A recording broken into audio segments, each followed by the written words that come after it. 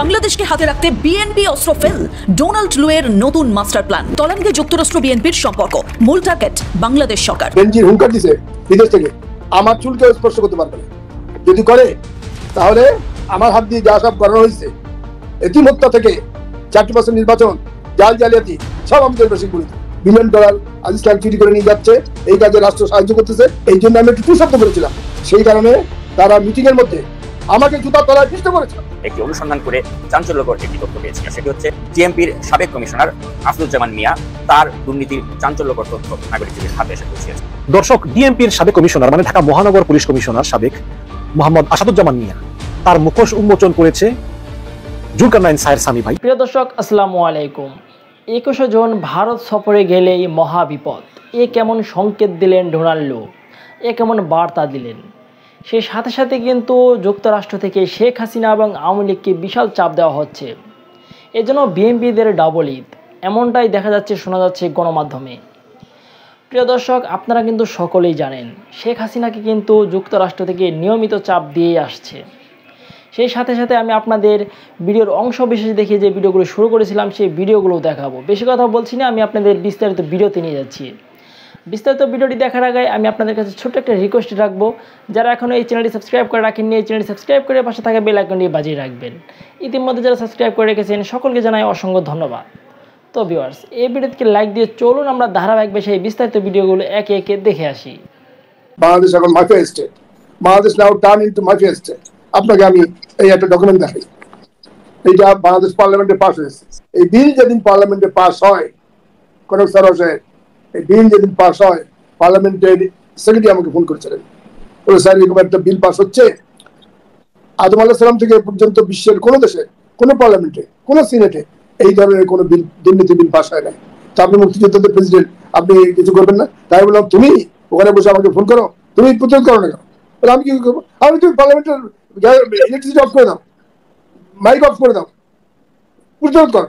ও sir এটা তো করা, এটা তো ল মিনিস্ট্রির মাধ্যমে হয়ে আসছে, আপনার ল সেক্রেটারি তো মুক্তিযোদ্ধা, উনি এই বিল কি করে পার করে দিন ওখান থেকে? এই বিলটার বিরুদ্ধে একজন বীর দেশপ্রেমিক মুক্তিযোদ্ধা $1 বিলিয়ন আজিজ খান চুরি করে নিয়ে যাচ্ছে, এই কাজে রাষ্ট্র সাহায্য করতেছে। এই জন্য আমি একটু শব্দ করেছিলাম, সেই কারণে তারা মিটিং এর মধ্যে আমাকে জুতার তলায় পিষ্ট করেছে। এবং এটা বলার সময় আমাদের প্রিয় বন্ধু খাচ্ছিল, বলে এরকম আমার চুরির দুর্নীতির বিল, এর বিরুদ্ধে সামান্য একটু শব্দ করেছে, তাই আমি একটা মুক্তিযোদ্ধা, আমাকে তারা সবাই মিলে জুতার তলায় পিষ্ট করেছে। কি কারণ? প্রতি বছর 1,02,000 কোটি টাকা ফরেন কারেন্সি সে নিয়ে যাবে, এইটাই বিলে পাস করে দিচ্ছে দুর্নীতি। এই টাকা সে কিন্তু একার না, আরো ভাগিদার আছে। এবং দেখেন এই দুলালের মোনাজাত আল্লাহ শুনেছে, তাকে আল্লাহ কবুল করে নিছে, আল্লাহ সে পেয়ারা হয়ে গেছে। কিন্তু আমি বলছি, এই যে দুর্নীতির $1 বিলিয়ন পেমেন্ট করা হচ্ছে, এই বিলের মাধ্যমে যে টাকা পাঠানো হচ্ছে, পুরাটাই দুর্নীতি, পুরাটাই চুরি। আজিজের বিরুদ্ধে যখন বিশ্বের বিভিন্ন দেশের টিভি, বিবিসি, CNN তারা সামনে করেছে, কিন্তু মেনলি করেছে আল জাজিরা, বিরাট নিউজ করেছে। ওই দিনই তো প্রধানমন্ত্রীর দায়িত্ব ছিল যে এই যে প্রধানমন্ত্রী যেভাবে দায়িত্ব নিয়ে, অপরাধের দায়িত্ব নিয়ে পদত্যাগ করেছেন, তার তো পদত্যাগ করা উচিত ছিল, তিনি তা করেন না। কেননা আজিজ যখন ডিজি বিডিআর, ওখান থেকে এসে দুর্নীতি করে। বিডিআর এর একজন ব্রিগেডিয়ার হাবিব, তার সস্ত্রীক আমার বাসায় এসছে, আমার ওয়াইফ শেখ রেহেনা, তার সামনে তারা বলছে যে সে তখন বিডিআর ছিল, আজিজ কিভাবে কোটি কোটি কোটি টাকার দুর্নীতি করতেছে। তো know it fully well that he is a corrupt guy, know it fully well his brothers are murderers, killers, know it fully well that the High Court, Supreme Court given verdict to hang them. তারপরও সেই পরিবারের ছেলে, সেই পরিবারের লোক কি করে chief of স্টাফের দায়িত্ব তাকে দেওয়া হয়? এটা তো অসম্ভব, অকল্পনীয়। আর নোয়িং ফুলি ওয়েল যে তার ভাইরা খুনি, মার্ডারার, মৃত্যুদণ্ডপ্রাপ্ত আসামি, মৃত্যুদণ্ড হয়ে গেছে, তারপরেও এই গভর্নমেন্ট তাকে, তার ভাইদেরকে মৃত্যুদণ্ড থেকে রহিত করে, যাবজ্জীবন থেকে রহিত করে আজাদ করে দিছে। কি জন্য?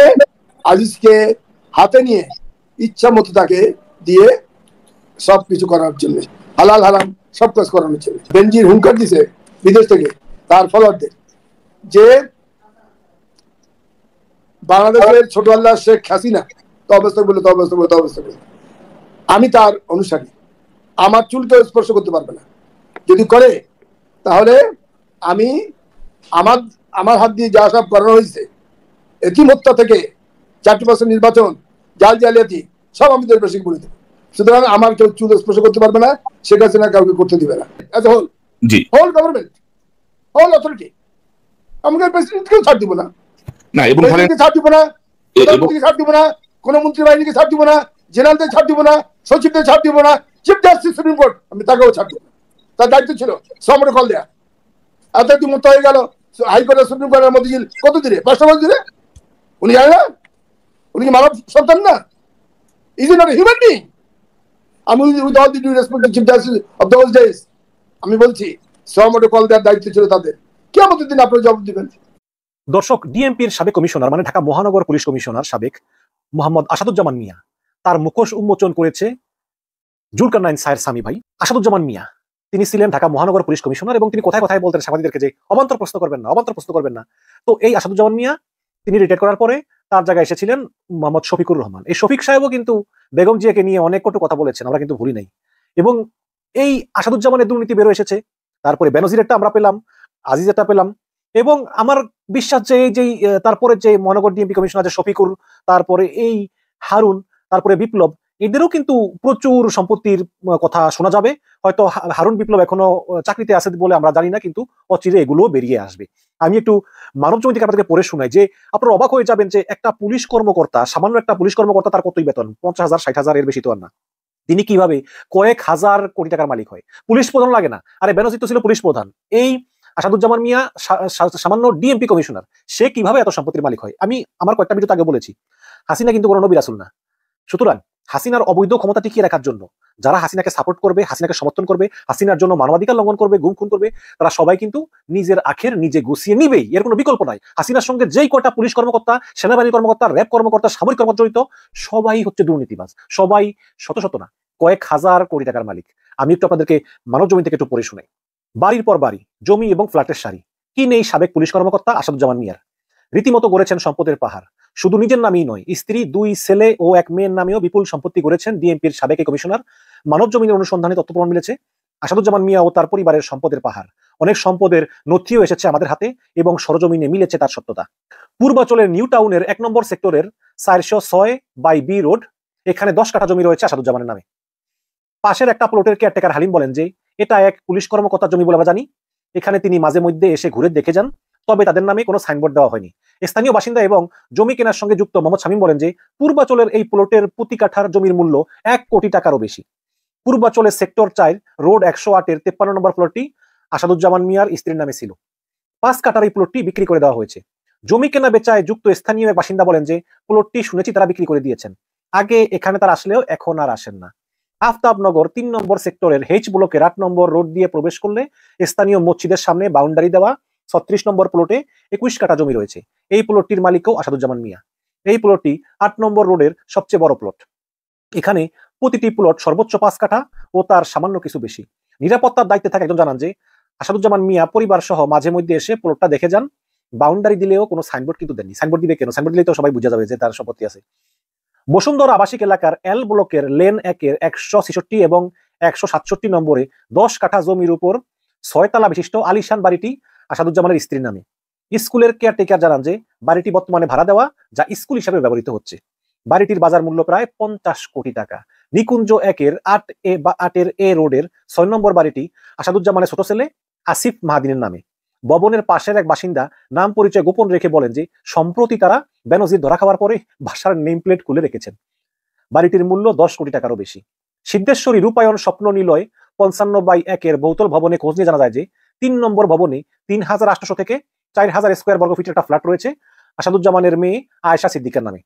বাড়ির এক নিরাপত্তা প্রহরী বলেন যে আয়েশা সিদ্দিকা বর্তমানে এই বাসায় নেই, তবে ফ্ল্যাটটি তার নামে রয়েছে। ইস্কাটন গার্ডেন 13/A-এর পিরিয়নিরে আসাদুজ্জামানের স্ত্রীর নামে একটা ফ্ল্যাট রয়েছে। ভবনের দায়িত্বে থাকা নিরাপত্তা প্রহরী বলেন যে ফ্ল্যাটটি বর্তমানে ফাঁকা পড়ে আছে, কেউ থাকেন না। এই সময় তিনি ভবনের সকল ফ্ল্যাট মালিকদের নামের লিস্ট বের করে দেখান।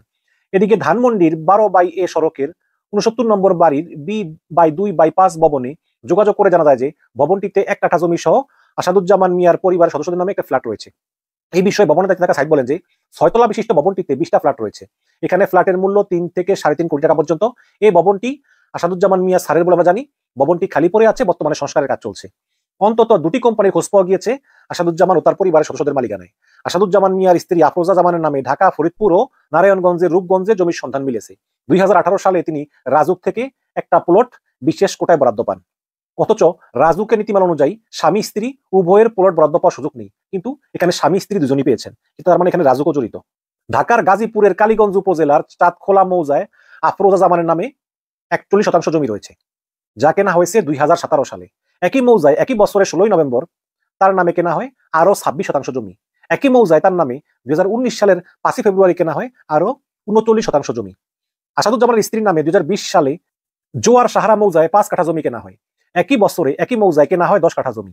একই বছরে গাজীপুরের চাঁদখোলা মৌজায় 31% জমি ক্রয় করেন আফরোজা। এছাড়া আফরোজা 2018 সালে নারায়ণগঞ্জের রূপগঞ্জের কৈয়াম সাইল কায়েতপাড়া মৌজায় 0.28 একর জমি কেনেন। একই বছরে একই মৌজায় আরো 32% জমি কেনেন তিনি। ওই বছরই রূপগঞ্জের কৈয়াম সাইল কায়েতপাড়া মৌজায় 0.60 একর জমি তার নামে কেনা হয়, পরে তা বিক্রি করে দেওয়া হয়। এছাড়া 2019 সালে কৈয়াম সাইল কায়েতপাড়া মৌজায় 0.57 একর জমির পাওয়ার অফ অ্যাটর্নি পান আসাদুজ্জামানের স্ত্রী। একই বছরে আবার সেই জমি বিক্রি করে দেন। 2টি কোম্পানির অংশীদার হয়েছেন আসাদুজ্জামানের স্ত্রী আফরোজা, অথচ তিনি কিন্তু গৃহবধূ, কোনো চাকরি বাকরি নেই। এরই মধ্যে একটি হচ্ছে মৌমিতা ট্রান্সপোর্ট লিমিটেড। এই মৌমিতা ট্রান্সপোর্ট লিমিটেডের চেয়ারম্যান তিনি। এই কোম্পানিটিতে তার 4000 শেয়ার রয়েছে। আসাদুজ্জামান ডিএমপির কমিশনার থাকালীন সময়ে রাজধানীর রুট পারমিট কমিটির প্রধান ছিলেন। মানে ঢাকা শহরে যে বাসটা চলে এগুলির যে রুট পারমিট, এটা প্রধান ছিলেন। মানে টাকা কি টাকা যে কামাইছে রে ভাই। সেই সময় এই মৌমিতা পরিবহনকে রুট পারমিট দেওয়া হয়। এই মৌমিতা পরিবহনকে রুট পারমিট দেওয়ার বিনিময়ে কিন্তু তিনি বিনা চালানে ব্যবসা, তাকে বলেছেন যে মানে যারা মৌমিতার মালিক, তোমাদেরকে রুট পারমিট দিব, কিন্তু তোমরা আমার বউরে এটার প্রধান বানিয়ে দিবা। এই মৌমিতা ট্রান্সপোর্ট লিমিটেডের ভাইস চেয়ারম্যান হচ্ছেন হারিসুর রহমান সোহান। তিনি আসাদুজ্জামানের স্ত্রী আফরোজা জামানের সৎ ভাই। একসময় তিনি লেবার বিষয়ে সৌদি যান, পরে সৌদিতে সুবিধা করতে না পেরে দেশে এসে ব্যবসা শুরু করেন এবং ব্যবসা শুরু করার পরে আসাদুজ্জামান সাহেব আব্দুল্লাহ ভাই আঙ্গুল ফুলে কলা গাছ হয়ে যান। বর্তমানে রাজধানীর নিউ মার্কেটে তার নিজস্ব জুয়েলারি দোকান রয়েছে। এছাড়া শেপিয়ার্ড কনসোর্টিয়াম লিমিটেড নামে আরেকটি কোম্পানির চেয়ারম্যান হচ্ছেন আসাদুজ্জামানের স্ত্রী আফরোজা জামান, আর এই কোম্পানির পরিচালক আসাদুজ্জামানের বড় ছেলে আসিফ শাহাদাত। আসাদুজ্জামানের এক শ্যালক নুরে আলম ওরফে মিলন, তার নামে গাজীপুরের শ্রীপুরে 1.5 একর জমি আছে। ভাগ্নে কলমের নামেও গাজীপুরে আছে 1.5 একর। অথচ আজীবন গ্রামে থাকা মিলনের নির্দিষ্ট কোনো আয় নাই।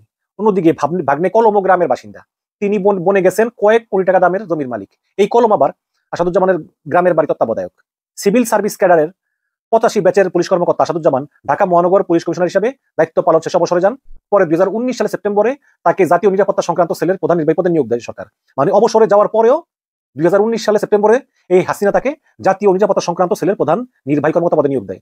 2022 সালের 14 সেপ্টেম্বর তার নিয়োগের 3 বছরের চুক্তির মেয়াদ শেষ হয়। আসাদুজ্জামান মিয়া ঢাকা মেট্রোপলিটন পুলিশের 33তম কমিশনার ছিলেন। সম্পত্তির বিষয় জানতে একাধিকবার আসাদুজ্জামান মিয়াকে ফোন দিলে তার বক্তব্য পাওয়া যায়নি। ফোন রিসিভ করেও তিনি কেটে দেন। চোর তো কি বলবে।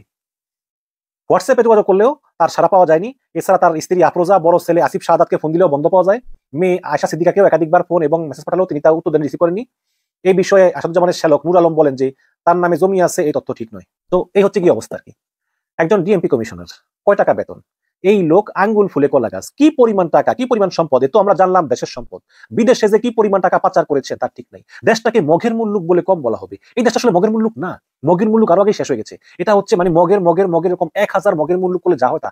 কি রকম সম্পত্তি করেছে, এবং এই হাসিনা জেনেও এসব প্রশ্রয় দিয়েছেন। গত 14টা বছর ধরে হাসিনা এই পুলিশ দিয়ে ক্ষমতা টিকে রেখেছেন, এবং পুলিশের উপর কিন্তু রাজনীতিবিদরাও কথা বলতে পারতো না, এমনকি আওয়ামী লীগের কথা বলতে পারতো না। মানে এই একটা অবস্থা। পুলিশরা বলতো যে আপনি রাজনীতিবিদ, আপনাকে কিছু বলতেছেন, এটা আপনার সৌভাগ্য। প্রত্যেকটা সেক্টর থেকে চাঁদা, এবং এই ঢাকা শহরের প্রত্যেকটা ওসি, ডিসি, সামান্য পুলিশ ও কনস্টেবল, এরা সবাই দুর্নীতিবাজ। এবং কি পরিমাণ দুর্নীতিবাজ দেখেন। এই আসাদুজ্জামান সেটা পুলিশ কমিশনার, সেই এত টাকা কামিয়েছে, তাহলে বেতন তো কমাবেই। এই হচ্ছে কি অবস্থা। দেশটা একটা হরিলুটের দেশ, মানুষ না খেয়ে মারা যায়, গরিব দেশ আমাদের।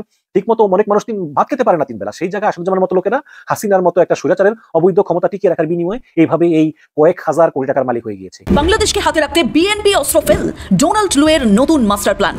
বাংলাদেশকে হাতে রাখতেই হবে। নির্বাচনের আগের কোনো প্ল্যানই কাজে আসেনি। নিষেধাজ্ঞার ভয় কিংবা হুমকি, সব অস্ত্রই ফেল হয়েছিল যুক্তরাষ্ট্রের। তাই এবার ঘুরপথে বাংলাদেশকে হাতে রাখতে চাইছে জো বাইডেনের দেশ। সামনের দিকে তাকিয়ে নতুন করে বাংলাদেশকে বোঝাতে চাইছে যুক্তরাষ্ট্র। এবার মাস্টার স্ট্রোক দুর্নীতি বিরোধী কাজ। বিএনপির সাথে কোনো আলোচনা নয়, এবার বাংলাদেশ সরকারের পাশে বাংলাদেশে ডোনাল্ড লু। কিন্তু হঠাৎ এমন বদল কেন? নির্বাচনের পর বাংলাদেশে এসে বিএনপির সাথে কেন দেখা করেননি লু? সামনে এসেছে আসল সত্যিটা। নির্বাচনে আওয়ামী লীগ জিততেই বাংলাদেশ নিয়ে পুরো স্ট্র্যাটেজি বদলে ফেলেছে যুক্তরাষ্ট্র। আসল উদ্দেশ্যটাই বাকি, বাংলাদেশের পিছু ছাড়েনি যুক্তরাষ্ট্রের নিষেধাজ্ঞা, বুঝিয়ে দিলেন লু। তলানিতে যুক্তরাষ্ট্র বিএনপির সম্পর্ক, মূল টার্গেট বাংলাদেশ সরকার।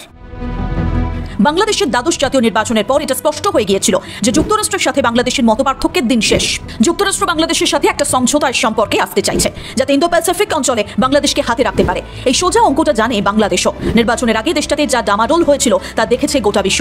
নির্বাচনকে কেন্দ্র করে রীতিমতো যেন চলছিল দড়ি টানাটানি। বিএনপি আশা করেছিল যুক্তরাষ্ট্রের সহায়তায় কোথাও গিয়ে হয়তো নির্বাচনটা বাতিল হলেও হতে পারে, কিন্তু তা হয়নি। আর ঠিক সেই সময় যুক্তরাষ্ট্রের পররাষ্ট্র মন্ত্রণালয়ের দক্ষিণ ও মধ্য এশিয়া বিষয়ক সহকারী পররাষ্ট্রমন্ত্রী ডোনাল্ড লুর সঙ্গে বিএনপির যোগাযোগ ছিল, জানিয়ে দেশটার কূটনৈতিক মহলে ওঠে জোর গুঞ্জন। কিন্তু এখন সেসব যেন পুরোটাই অতীত। নির্বাচনের পরে ডোনাল্ড লু বাংলাদেশ সফরে গিয়ে বিএনপির সঙ্গে কোনো রাজনৈতিক বৈঠক করেননি। অথচ এই সময় এই লুয়ের চিঠি নিয়ে রীতিমতো কাল ঘাম ছুটেছিল আওয়ামী লীগের। ক্ষমতায় আসার স্বপ্ন দেখেছিল বিএনপি, বাংলাদেশকে সবসময় ভয়ে ভয়ে থাকতে হতো, এই বুঝি যুক্তরাষ্ট্র থেকে নিষেধাজ্ঞা এলো। কিন্তু এখন সেসব অতীত, ভুলে গেছে যুক্তরাষ্ট্র বাংলাদেশের সঙ্গে সম্পর্ক মেরামতেই তারা এখন ব্যস্ত।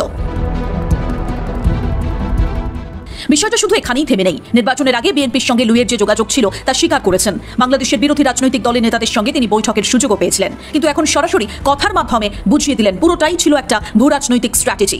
নির্বাচনের পর বিরোধী দলের সঙ্গে দেখা না করার প্রসঙ্গে ভয়েস অফ আমেরিকার সাক্ষাৎকারে লু বলেছেন, তিনি গত বছরের নির্বাচনের আগে বাংলাদেশের রাজনৈতিক দলের নেতাদের সঙ্গে গোল টেবিল বৈঠকের সুযোগ পেয়েছিলেন, কিন্তু এখন যেহেতু প্রাক নির্বাচনের সময় নয়, তাই তিনি এবারের সফরে রাজনৈতিক দলগুলোর সঙ্গে দেখা করেননি। অর্থাৎ তার প্রয়োজন মনে হয়েছিল, তাই বিএনপির সঙ্গে বৈঠকের প্রসঙ্গ উঠেছিল। আর এখন প্রয়োজন নেই, তাই বৈঠক করছেন না।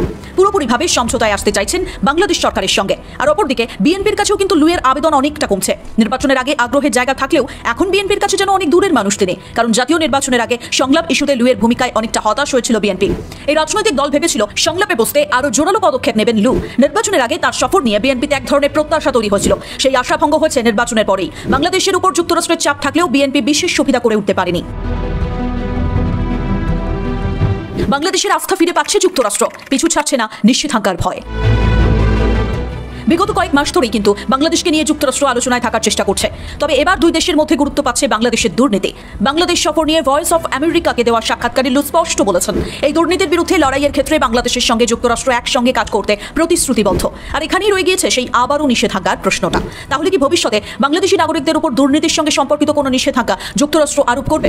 এমতো সংশয়ের জায়গায় ডোনাল্ড লু কিন্তু কথাটা একটু ঘুরিয়ে বলেছেন। তার কথায়, যদি যুক্তরাষ্ট্রের কাছে উল্লেখযোগ্য দুর্নীতির বিশ্বাসযোগ্য তথ্য থাকে, তখন তারা কিন্তু গোটা বিষয়ে নিষেধাজ্ঞা কিংবা ভিসা বিধি নিষেধের আকারে প্রকাশ্যে একটা পদক্ষেপ নিয়ে থাকে। অর্থাৎ তিনি বুঝিয়ে দিলেন, নিষেধাজ্ঞা নামক জুজুর ভয় থেকে বাংলাদেশ এখনো পর্যন্ত সম্পূর্ণ নিরাপদ। প্রিয় দেশবাসী, শুরু থেকে শেষ পর্যন্ত যারা এই ভিডিওটি দেখেছেন সকলকে জানাই অসংখ্য অসংখ্য ধন্যবাদ। যারা এরকম নিউজ ভিডিও পেতে পছন্দ করেন তারা অবশ্যই এই চ্যানেলটি সাবস্ক্রাইব করে পাশে থাকা বেল আইকনটি বাজিয়ে দিবেন। যারা এখন এই ভিডিওটি শেয়ার করেননি, এই ভিডিওটি দ্রুত শেয়ার করে সকলকে দেখার সুযোগ করে দিন। আজকের মতন এই পর্যন্ত দেখা হচ্ছে পরবর্তী কোনো ভিডিও নিয়ে, ইনশাল্লাহ।